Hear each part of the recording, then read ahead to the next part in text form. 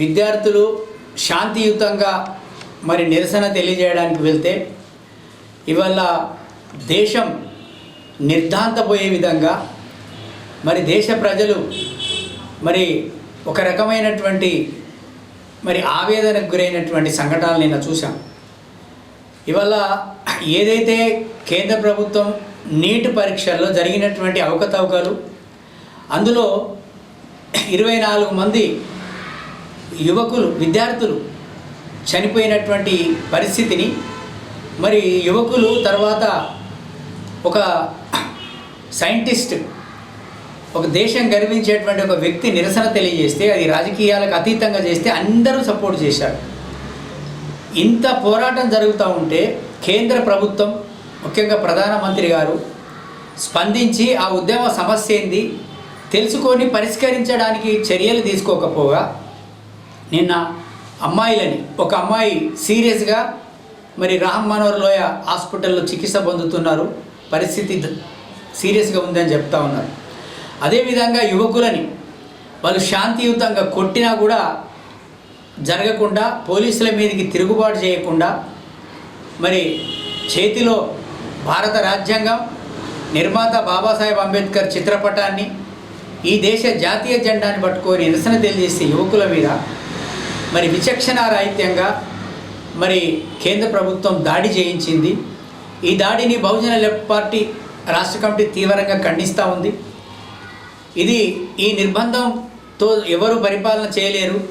తాత్కాలికంగా పోలీసులని, వ్యవస్థని ఉపయోగించుకొని దాడులు చేయొచ్చేమో, కానీ ప్రజాస్వామ్య వ్యవస్థలో, ప్రజా ఉద్యమాల చరిత్రలో ఏ నియంత కూడా విజయం సాధించినటువంటి పరిస్థితి లేదు.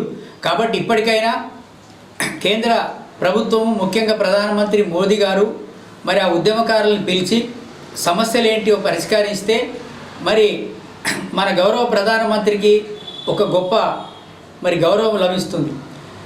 ఈ విధంగా ప్రజలను హింసిస్తే ఎలాంటి రాజకీయాలకు సంబంధించిన యువకులు, వాళ్ళంతా విద్యార్థులు, ఆ విద్యార్థుల్ని మరోవైపు మరి బీజేపీ మద్దతుదారులు వాళ్ళందరినీ దేశద్రోహులని, నేపాల్ నుంచి వచ్చారని, చైనా నుంచి వచ్చారని, ఇదంతా మన దేశ పరువు సమస్య. వేరే దేశం వాళ్ళు వచ్చి మన దేశంలో జరిగే ఉద్యమాలలో పాల్గొనేంత బలహీనంగా ఉందా మన ఇంటెలిజెన్సీ, మన వ్యవస్థ? కాబట్టి అది మన దేశాన్ని మనం అవమానపరుచుకున్నట్టు. సమస్య రాజకీయంగా సమాధానం చెప్పుకోవాలి తప్ప ఇట్లాంటి ఉద్యమాల్లో పాల్గొనేటువంటి వాళ్ళ మీద తప్పుడు ఆరోపణలు చేయడం అనేది అది మంచి పద్ధతి కాదు, అది ఏ పార్టీకైనా. కాబట్టి ఇప్పటికైనా ప్రధానమంత్రి గారు, ముఖ్యంగా బీజేపీ నాయకులు, పెద్దలు స్పందించాలి, వారి సమస్యని పరిష్కరించాలని చెప్పేసి బహుజన లెఫ్ట్ పార్టీ మరి డిమాండ్ చేస్తాం.